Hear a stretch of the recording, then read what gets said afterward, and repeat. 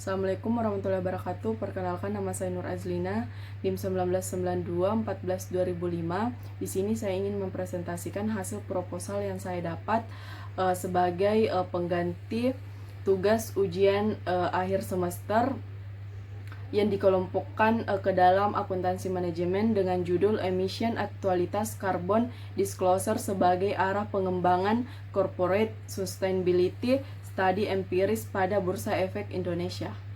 Langsung saja bab 1, latar belakang.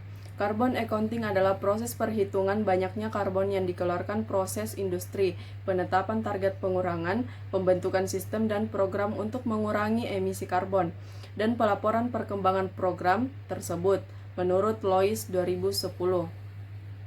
Carbon Emission Disclosure di Indonesia masih merupakan volunteer disclosure dan praktiknya masih jarang dilakukan oleh entitas bisnis.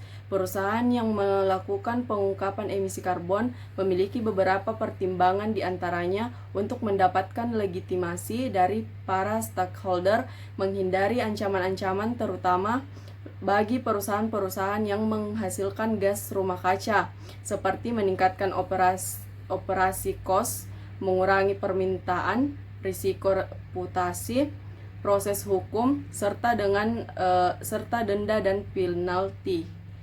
Rumusan masalah. Yang pertama, bagaimana penghitungan karbon digunakan oleh perusahaan industri. Kedua, bagaimana perusahaan menilai pengurangan emisi yang mengikat secara internasional. Yang ketiga, apa aturan untuk menjalankan proyek dalam mekanisme pembangunan hijau dan bersih. Tujuan penelitian. Pertama, mengetahui akuntansi karbon di perusahaan industri. Kedua, cari tahu perusahaan mana yang mempertimbangkan pengurangan emisi yang mengikat secara internasional. Ketiga, mempelajari peraturan pelaksanaan proyek-proyek lembaga pembangunan yang ramah lingkungan dan bersih. Manfaat penelitian. Ada dua, manfaat praktis dan manfaat teoritis. Manfaat praktis. Diharapkan dari hasil penelitian ini dapat digunakan sebagai pertimbangan dalam membuat keputusan investasi, mengingat pengungkapan informasi yang berkaitan dengan emisi karbon merupakan hal penting bagi stakeholder. Terus manfaat teoritis. Penelitian ini menguatkan teori-teori stakeholder mengatakan bahwa perusahaan bukanlah entitas yang hanya beroperasi untuk kepentingan diri sendiri, namun harus memberikan manfaat bagi stakeholdernya, seperti pemegang saham, kreditor, konsumen, supplier, pemerintah, masyarakat, analis, dan pihak yang lain. Dengan demikian, keberadaan suatu perusahaan sangat dipengaruhi oleh dukungan yang diberikan oleh stakeholder kepada perusahaan tersebut, menurut Ghazali dan Khairi 2007. Bab 2, tinjauan pustaka.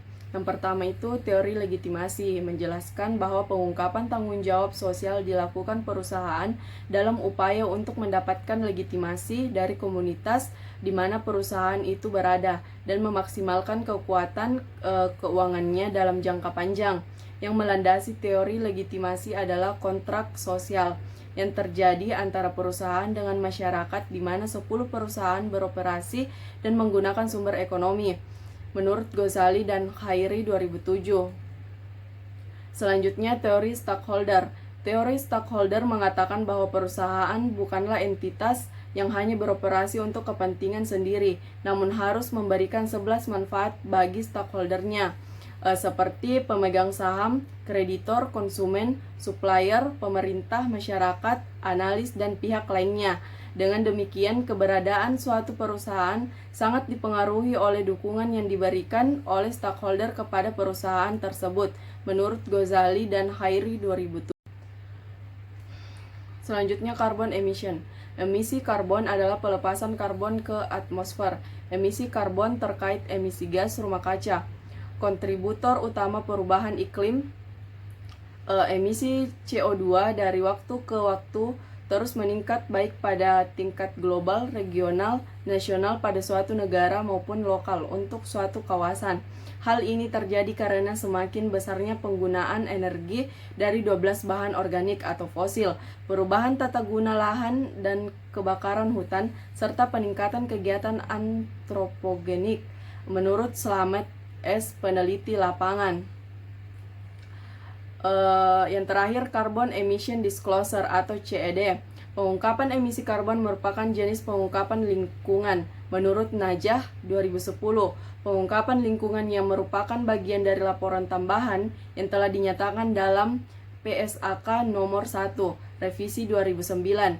Pengungkapan lingkungan mencakup intensitas emisi GHG atau gas rumah kaca dan penggunaan energi, corporate governance, dan strategi dalam kaitannya dengan dampak perubahan iklim, menurut Carter et al. 2011. Hipotesis ada 3.